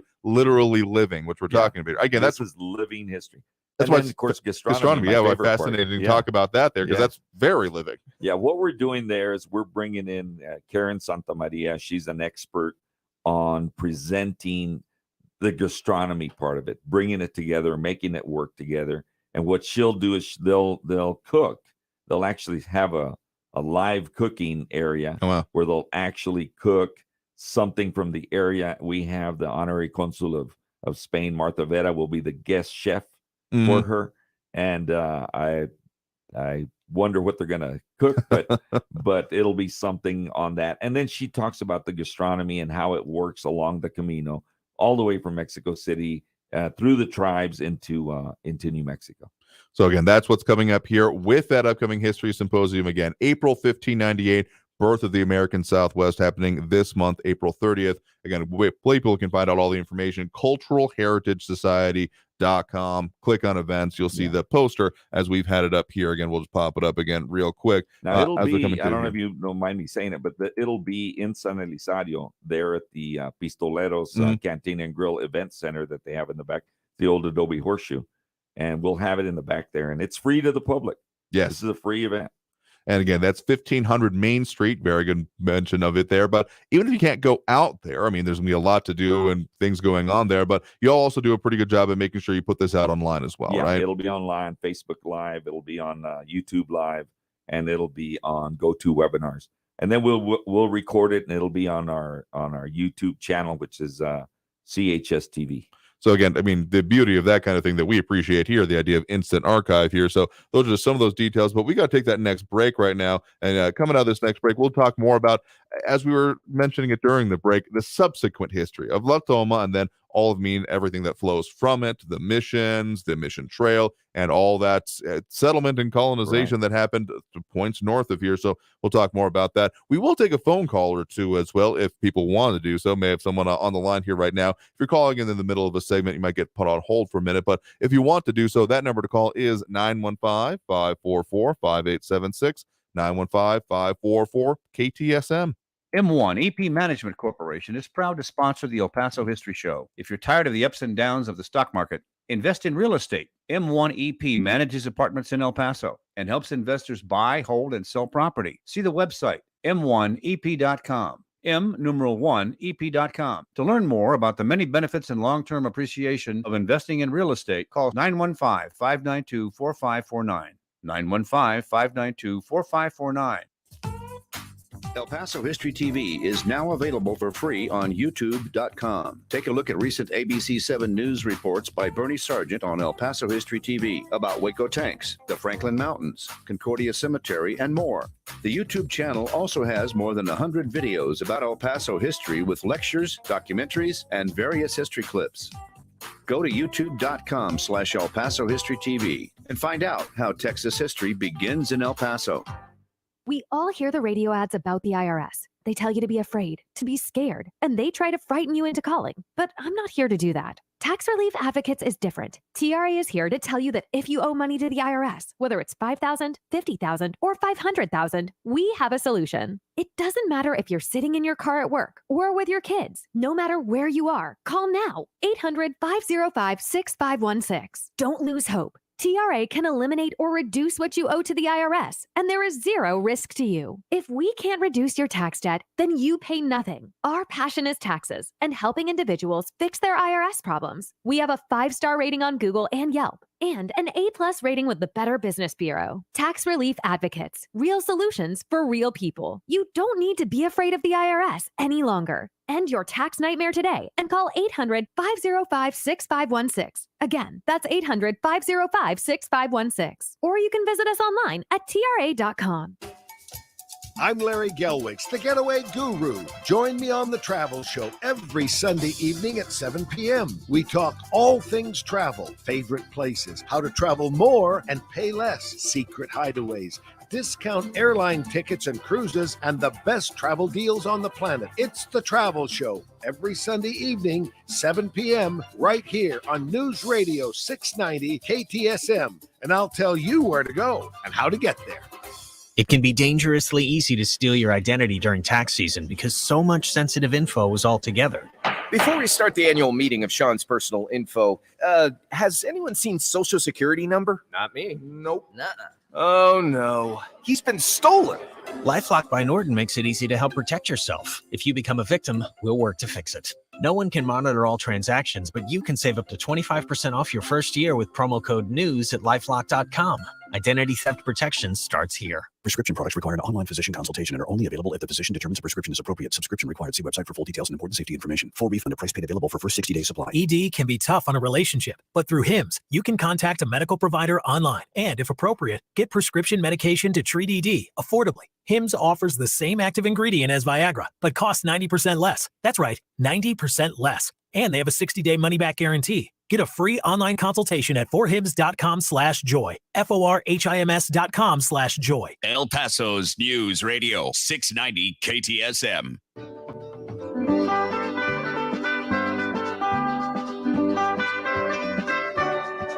And now, let's turn back the pages of time and return to the El Paso History Radio Show. Brought to you by Patrick Tuttle, Coldwell Banker Heritage Real Estate. 915-588-1850. Pepe's New Mexican Restaurant, 6761 Donovan Drive. By M1 EP Management Corporation, 915-592-4549. By Mission Del Rey Southwest, 1421 Lee Trevino, with El Paso souvenirs, decor, and gift shopping. Here again, El Paso History with Andrew J. Polk. Something we got to tell you about for upcoming shows here, because of course we have a lot more on the program here. For our next program coming up next week here on the, what day is that? Doing the math here, that is going to be the 16th. We're going to be joined by Max Grossman and Father Garcia of Sacred Heart Church, talking about the new research having been done at the Vatican about the origins, founding, and early history of Sacred Heart, and also in reference to then specifically what is going on with the restoration efforts and how this will affect that here. Also, more sponsors to tell you about here on the program. Mission Del Rey Southwest. Go there for everything you need: Southwest souvenirs, gifts, jewelry, and decor. They have a great selection of local items and local themed items here that, again, for particularly if you want to take good gifts to people or just add that own flair to your own, well, current place of residence here. They've got everything that you might want or have and a great selection. They're always getting new stuff in here. So again, if you want to find them, their 12,000 square foot showroom on Lee Trevino, you can mention the El Paso History Radio Show for a discount, but find them online at missiondelrey.com or call 915-440-2140. That's 915-440-2140. So again, joined here in studio again, as we are throughout this program here, by Al Borrego, president of the Cultural Heritage Society of the Camino Real de Tierra Adentro. We're talking a little bit about the program that you all have coming up here again, April 30th, as part of the April 1598 birth of the American Southwest here, and all the different ways you're going into that. So again, we have been talking a lot about in reference to like La Toma and how that then set everything up, and then all the history that flows from it. Again, the subsequent history, as you put it, which is a good way to, because essentially that is the foundational moment of when, I mean, among other things, the missions will then show up because of out of that concept of the possession of this land. Though, also one other thing I've heard is of interesting, particularly on the whole, 7 cities of gold, El Dorado, all that concept here is that, I mean, this was not the first interaction that was ever had between, Spaniards, Europeans essentially, and the natives peoples. I mean, it had been going on for, decades prior, better part of the previous century for the most part. And it was always interesting that this whole 7 cities of gold thing, much as was talked about, I mean, there are different interpretations or different responses by some of the native peoples to then essentially gold itself here. But one of the more persuasive ones is more of a theory than anything, was that the whole 7 cities of gold, that for the peoples that were wanting to remain unbothered and just wanted the people that were coming through very focused on finding the gold, it was always, it's that next canyon over, it's that next mountain range over. Totally, just keep going, don't stop here, keep going, and you will totally find it. If you haven't hit it yet, just please keep going, is kind of a concept there. Right. Yeah. Actually, I think it was copper up there in the Four Corners area. And they thought it was because they probably saw the Spaniards wearing gold, and they probably said, yeah, we have that. It's pretty close to that. You might want to go over there kind of thing here. So, and then they jumped on it. I mean, that's the way it was. I mean, I've had conferences in Mexico with people talking about silver, because the Camino Real down south of what's Santa Barbara, Chihuahua, south that all the way to Mexico City was called Camino de la Plata first. And just like this one is La Ruta de Oñate, is what it was from Chihuahua, southern Chihuahua, to the border. I mean, as I want to say, I recall reading previously in history that was part of Oñate's wealth himself was in silver and possessions that they had kind of in his family lineage. Yeah, I mean, you got to think about that guy. I mean, he was rich. His family was rich. They owned all the silver mines in Zacatecas. They owned the silver mines in Santa Barbara. And then he gets a call from his buddy and says, hey, do you want to go check out these 7 cities of gold? I mean, I would have said, no, I'll watch, I'll watch Leave It to Beaver on the TV, But he went and did it. And I'm like, why would you do it?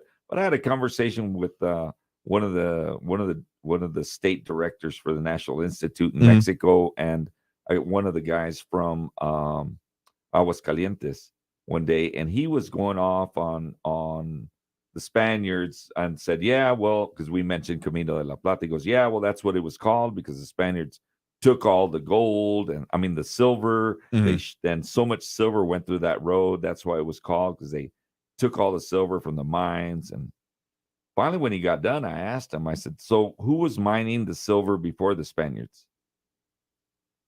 Well, nobody. Yeah, exactly. It was not and they're still mining those mines today. Yeah. See, so I mean, look at what you got. That's what I tell them. Look at the buildings. Look at Mexico. Look at us. We don't have rocks like they do down south, so we have adobe. But but we have a lot of stuff here. I mean, we have plants that existed. I mean, look, we had vineyards here that existed for many years that are coming back in more recent years, and we have a lot of stuff that's good. Of course, like you were saying, La Toma, what did it bring by taking possession of the land? Well, then they became subjects of the crown. So now they're supposed to behave kind of like a Spaniard or whatever the crown meant. The reason it was done, the reason the possession was taken is because the king wanted his fifth. Oh, of course. Yeah. That's the key. That's why you make it part of the crown, because now he gets his part. And he definitely wanted his part here. Definitely. And so that'll then lead us to the establishment and continuation of the history of the missions here. But tell you what, we got to take that next break right now. So coming out of the break, we'll talk more about this, how we then get to the missions here, and about, well, just all that common concepts, and again, how we're going to be talking about it with that upcoming symposium. So we'll be back right after this break with more of the El Paso History Radio Show. Again, we will take a phone call if you want to. That number to call, 915-544-5876, 915-544-KTSM. Back in a minute.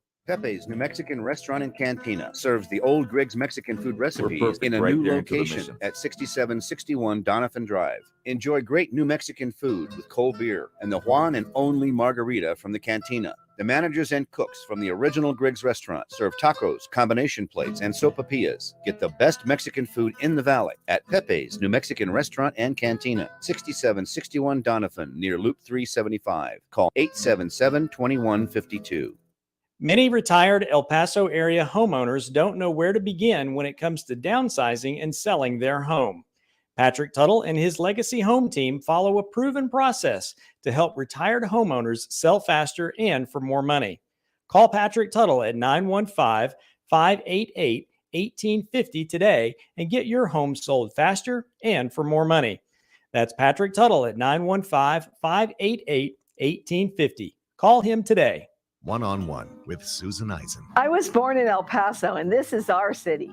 Get to know us. We'll be your most trusted resource for buying jewelry and for all your jewelry and watch needs. Best customers in the world. Visit SusanEisen.com. One-on-One with Susan Eisen. The art metals classes I've taken at UTEP train me to be original and creative above all else, and that's what sets us apart.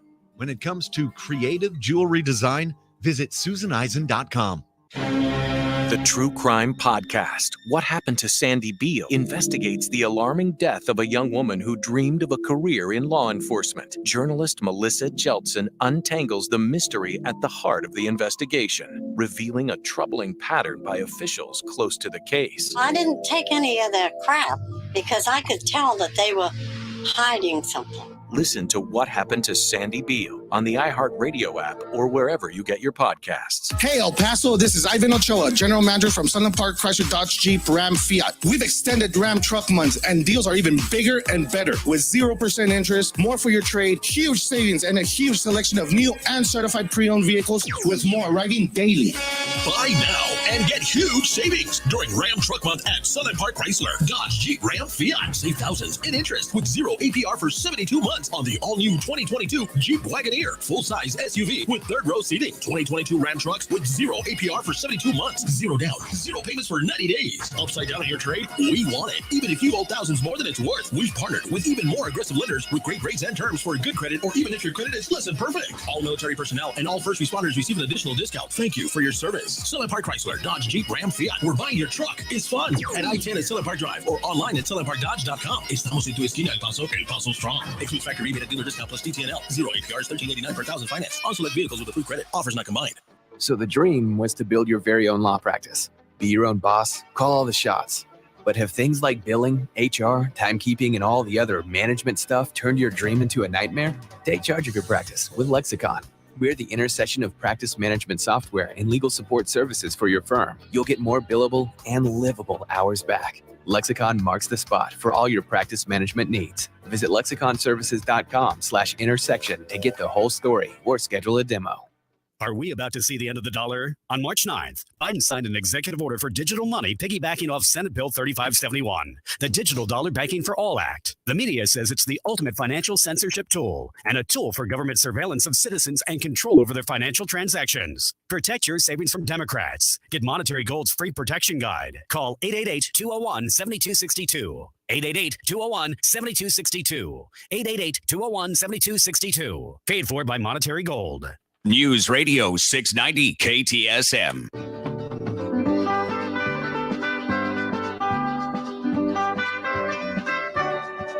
And now, let's turn back the pages of time and return to the El Paso History Radio Show. Brought to you by Patrick Tuttle, Coldwell Banker Heritage Real Estate. 915-588-1850. Pepe's New Mexican Restaurant, 6761 Donovan Drive. By M1 EP Management Corporation, 915-592-4549. By Mission Del Rey Southwest, 1421 Lee Trevino, with El Paso souvenirs, decor, and gift shopping. Here again, El Paso History with Andrew J. Polk. A couple of things we want to mention here coming up for you. Of course, we have only this week, only in El Paso Inc. The FBI special agent in charge for El Paso talks about cyber threats, living in the borderland for the first time, his long law enforcement career, and more. and the chief executive for the Medical Center of the Americas, transitioning into a new job, a general partner into a new venture capital firm that aims to bring more of Silicon Valley to El Paso, and a unique set of barracks, the first of their kind in the Western Hemisphere, is going up over at Fort Bliss. El Paso's business journal, El Paso Inc., is available for home or business delivery. Find them online at elpasoinc.com. At least one other partner we got to mention here as well for real estate here in El Paso. Call Patrick Tuttle, the real estate guy with Coldwell Banker Heritage Real Estate at 915-588-1850. Patrick is an excellent realtor to go to for El Paso homes for sale or rent. Again, the number to call, 915-588-1850. If you want to get directly a hold of him, pretty responsive to messages here, even if you're getting him at other points during the day. He always changes his message, actually, to let you know what day it is and when he will respond to your messages specifically. So if you're looking for a good and active realtor in our area, fully recommended there here. So again, joined here in studio by Al Borrego, president of the Cultural Heritage Society for the Camino Real de Tierra Adentro, which is a long way to say that we're talking about the impacts that has come from the Camino Real and how it continues to this day. Right. Yeah, so we're talking about missions. Mhm. How did they come about? Well, along with the Spaniards come the Franciscans. Oh, yeah, because, of course, we talked about that initial expedition that happened here, but then that was, again, initial, and that, of course, implies that more came after it. But before we get too far into that, we do have a call waiting on the line here patiently enough. We do have Raul coming in with us. Raul, good morning. Hey, guys, that upcoming historical gastronomic event Al has coming up sounds great. Hey, Al, how you doing, buddy? Pretty good. How are you?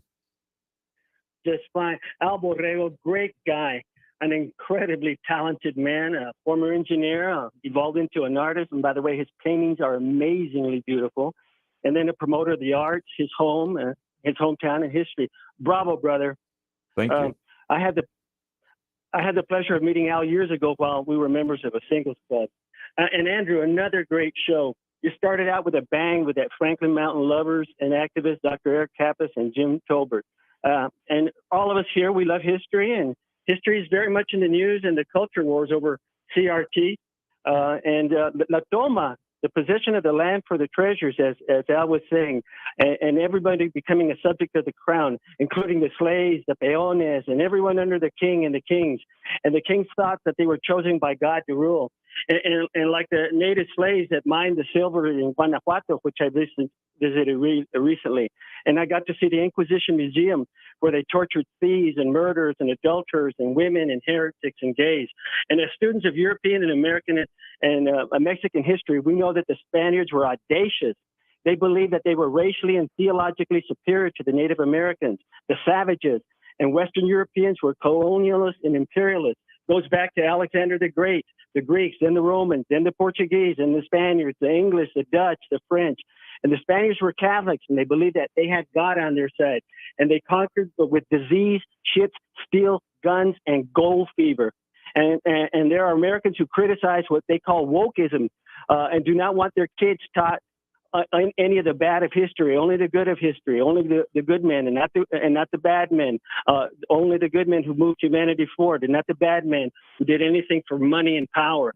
I mean, yeah, you're talking about some of the implications of the history, and we're certainly interested in this kind of a program in discussing history as it exists. I mean, a phrase that I find persuasive is if your study of history only ever makes you proud, you're probably not studying history. But we're getting a little bit further afield from the focus we have on this kind of a program of learning about that history. But yeah, the history is there to learn from and to understand it, hopefully in the modern sense, not to repeat, but we just strive for the, again, exceptions that come from understanding how we got to where we are now, if you really want to put it in context there. So appreciate the point and the call. They're getting a little bit further into what we talk about Monday through Friday here, but we'll take that point in due course as we get there. So appreciate the point and the call there. So speaking of the missions here, again, the idea of the, from La Toma, as he was saying there, completely accurate, becoming of the, subjects here, it's not enough to just say, well, you're subjects and now you'll do exactly what you're supposed to. There was, again, methods of control that were needed there. And among other things, the way that the Spaniards in general went about doing that was essentially what became the mission trail. Right. The whole missions. Yeah. The whole mission concept of building a mission. The main part of that, of course, you got to remember, that's the Franciscans. There's 9 Franciscans with only up this expedition. The job of the Franciscans were to convert them to Christianity. That was their job. That was because they felt that God was the way to being here forever. Mhm. That was it. That was the religion to follow, was Christianity. And of course, natives believed more on the sun and that kind of stuff, But it was hard. But once they became subjects, they built the missions. They were building the missions, and in order to get the rewards of being a subject, then you had to do certain things. You had to work. You had to, just like we do today. I mean, I call it the same thing as Walmart. You go work. Okay. You go work. You get paid. You get what you want. Okay. Basically the same concept. I guess we just don't call it slavery anymore, but it's basically the same thing. To me, slavery is more about owning the person. Right. Yeah. The whole chattel concept. That's it. That's a whole different thing. But you can call anybody a slave. That's why I'm saying you can call anybody a slave. I'm a slave to Walmart. Yeah, wage slave was another job. term in Sure, a slightly more modern context here. So, but I mean, the way it came about here, because I mean, to other historical context, is the reason, among other things, chattel slavery, cropped up. Not so much in this region, but particularly, the southeast part of the country, the South, as we call it now, of the United States, was because the old concept of the ways applied by other European powers anyway, of trying to essentially use the indigenous, workforce, as they may consider it, is that if they didn't like what they were doing, they would say, I'm not doing this anymore, and just leave and go off and do their own thing. I mean, even if you want to go into the American Revolution, the whole Boston Tea Party, an overlooked part of it is the idea that they dressed up as natives, both as a, not quite disguise, but as a protest. Of like, we're going back to not exactly our roots, but we're going to do what we want and disappear if we need to. I mean, it was in some of those accounts of European settlement, the problems were, I mean, you go like to the whole Roanoke and the Croatan situation, the idea that maybe not something bad happened to that colony, but they were just like, kind of screw this way we're doing it. This is hard. We're just going to go live with the natives kind of thing. And that was persuasive. So that was an issue in other areas. But here, I mean, the whole Pueblo society was different, even if the Apaches were also, its own The Apaches its own force. were a different breed. That's my people. But the Apaches were the first people that they encountered. So you would see a lot of instances where the onesie-twosie Spaniards would come up and they'd never return. Who knows what happened to them, But you had Franciscans that came up with Sanchez Rodriguez. They left 2 of them. They never found those guys. So things happened because it's the time. It's when it was. I mean, they're not used to them. They're like, what? There's this person riding an animal I never seen before. They're dominating this thing. Who are they? What is that animal? I want to know more what's going on there. It tastes good, So you know what I mean? I mean, it's just you got to put yourself back in that time and how it went. Now, sure, once just remember, everybody likes to put everything together, but then you talk about the Pueblo Revolt of 1680. That's how many years after Oñate? I mean, we're talking better part of a century again, because we're beyond generational. You're talking 82 years later, and the average lifespan then was what, 30 years old, 40 years old. So you got to look at really what happened. Look at there was 29 tribes in the area, 29 pueblos. So where are they today?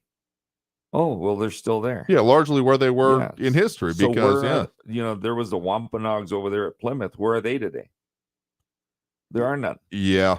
And look at where else are the reservations in the east. Where's the reservation in Kentucky, Tennessee, Ohio, Iowa, North Carolina, South Carolina, Mississippi, Alabama, Georgia? Where are those reservations? There are none, but they are where the Spanish states are. Just remember that part.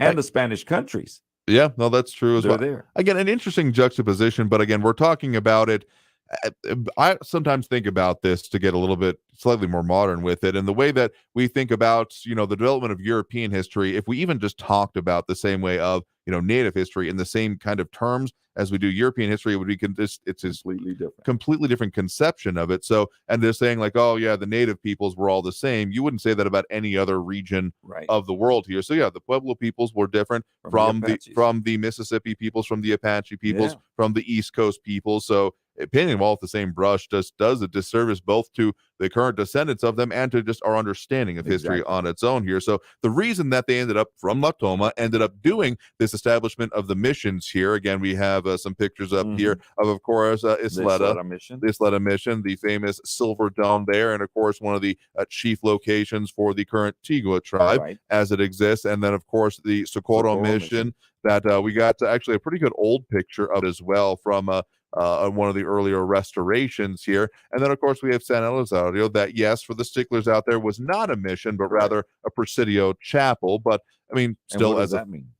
Presidio chapel means that there was always 3 missions for every Presidio. They'd build a Presidio to have soldiers to take care of the missions for attacks or whatever would happen.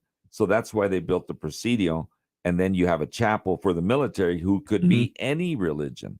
Just like Fort Bliss has a chapel, a ship has a chapel. It's the same concept. So it wasn't just for Catholics in the Presidio chapel either. You could have Jewish, because there were.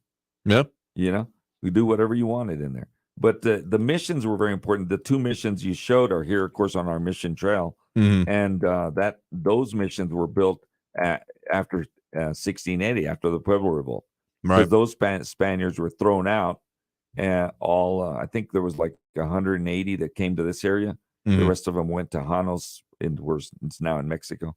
But they came down and then they built quote unquote missions. I don't know. There was nobody to convert anymore, but then they are missions because they built those churches. But those are left. All the missions in New Mexico were knocked down, except for the one at Acoma. That's still the original. But they were knocked down during the Pueblo Revolt. That was a revolt against that whole way of life that they didn't want to do anymore. Yeah, essentially too many taxes, that kind of stuff. The control and all of that came along with that.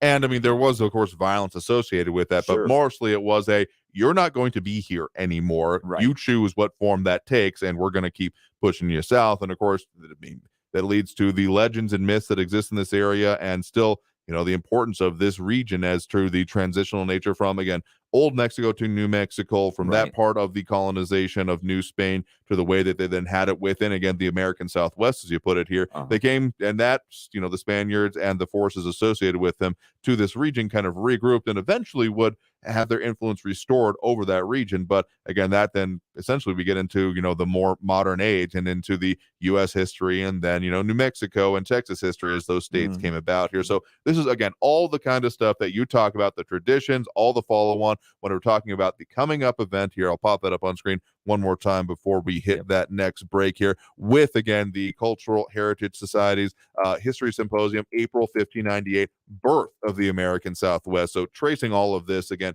fascinating history that is still very much living today. Exactly.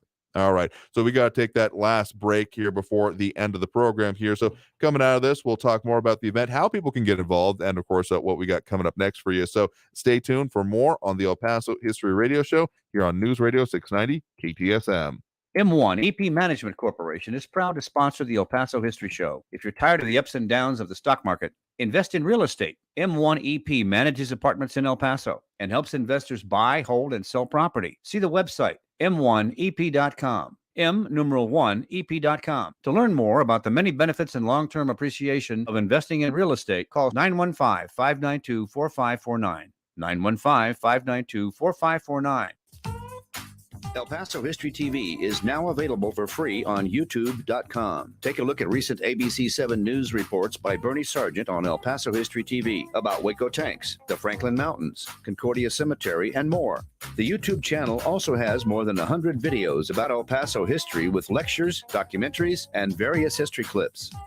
Go to youtube.com/El Paso History TV and find out how Texas history begins in El Paso. If April is showering your company with open job positions, check out Indeed. Their all-in-one hiring platform makes it easy to attract, interview, and hire candidates all in one place. Sponsor your first job today and get hiring by visiting Indeed.com/credit. As the country bounces back from COVID and mask mandates are lifted, your business needs a lift too. Promote your company right here, right now. Radio ads connect with 93% of Americans every week. That's more than Google, more than Facebook, more than TV. In fact, radio reaches 20% more millennials than TV. Want more of the people you want to talk to all in one place? Visit iHeartAdvertising.com and get AM and FM working for you. That's iHeartAdvertising.com. This weekend, Casa Buick GMC showers you with savings. Casa Buick GMC is known for the city's biggest and best inventory of cars, trucks, and SUVs. During the used car April shower sales event, we can make it rain with the best financing options and lowest rates available. This weekend, we've added rental returns, lease returns, and even government retired units. Examples? 2017 Chevrolet Malibu LS, $16,685. 2018 Chevy Colorado, $26,266. 2014 Hyundai Santa Fe Sport, $13,777. 2017 Mazda 3 Sport, $18,200. This Friday and Saturday at Casa Buick GMC, Montana and Airway. Comfort Keepers of Las Cruces is now hiring in-home caregivers. If you're kind and compassionate, then Comfort Keepers of Las Cruces may have a fun and flexible new career for you. Call 575-521-4400 today. Comfort Keepers of Las Cruces, elevating the human spirit. The uh-ohs are out there. Scratches, dents, unexpected natural events. But with Mako and their magic, your car is no longer tragic. So when life throws you uh-ohs, just say, better get Mako. And go to Mako.com to book your appointment today. Uh-oh, Brad's buzzed. Oh, yeah? Yeah, he's starting with the whoops. Good thing is, he knows when he's buzzed. Know your buzzed warning signs? Call for a ride when it's time to go home. Buzz driving is drunk driving. A message from NHTSA and the Ad Council. At the United States Postal Service, we deliver packages fast and affordably so you can give your customers what they want when they need it. We're delivering for one-stop shops, mom and pops, pop-ups, startups, retail, wholesale, large scale, small biz, big box, customers, customizers. So no matter what business you're in, we'll always be delivering for you. USPS, delivering for America. Learn more at USPS.com/delivering. News Radio 690 KTSM El Paso.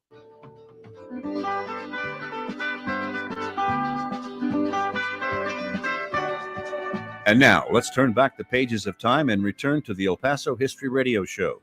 Brought to you by Patrick Tuttle, Coldwell Banker Heritage Real Estate, 915-588-1850. Pepe's New Mexican Restaurant, 6761 Donovan Drive. By M1 EP Management Corporation, 915-592-4549. By Mission Del Rey Southwest, 1421 Lee Trevino, with El Paso souvenirs, decor, and gift shopping. Here again, El Paso History with Andrew J. Polk. Had a great show here today with Al Borrego, president of the Cultural Heritage Society for the Camino Real de Tierra Adentro. Again, all the history we've been talking about kind of surrounding, well, the event that you all have coming up. Again, April 1598 is the name of the History Symposium, Birth of the American Southwest, happening Saturday, April 30th. Again, for people to find information, culturalheritagesociety.com, or again, just go to the Pistoleros Event Center, 1500 Main Street, because it will be free and a lot of events going on that day. And again, streaming online, because if anyone just can't make it out or it still prefers this way, which sure, why not? This is, they can find it online because it's kind of an instant archive the way you all do it. That's right. Yeah, and I forgot to mention, we're going to have 3 wines of the Camino Real. Ooh, okay. They're doing a wine tasting thing that's free also, of course. But they'll be talking about those wines that are on the Camino Real. All right. Well, Al, thank you very much again for joining us here today to talk about all these stuff here. We got to end the program there. So again, find them online, culturalheritagesociety.com. And I'll be headed out to Pepe's here in a little bit. I don't think Al can join us, but well, save me a seat out there because I'll be a few minutes. Just got to end the show here in program. But otherwise, thank you all for tuning in for the El Paso History Radio Show. We'll see you all next week here on News Radio 690 KTSM. Have a great one, y'all.